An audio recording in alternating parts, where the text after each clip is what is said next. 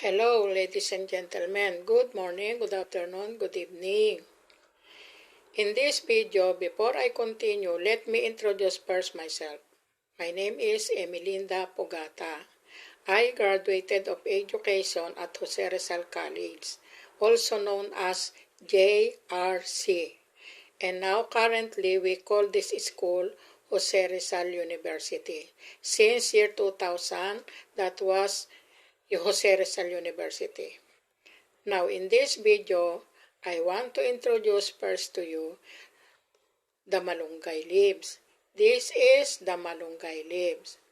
This plant is very important to our body because these malunggay leaves, it gives us more benefits. This is from the Almighty God. This created of God to heal of those illness.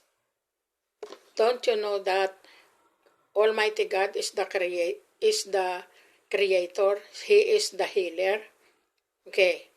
In this video, I hope you learn a lot about the malunggay leaves. This is green leafy vegetable, and not only green leafy vegetable.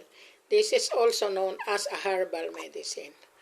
Okay, this is the completion of my video, the malunggay leaves. Okay, I hope you have learned a lot. Please subscribe my YouTube channel, Emelinda God Gifted channel. Please subscribe, comment, and share. Thanks for watching. God bless. Bye-bye.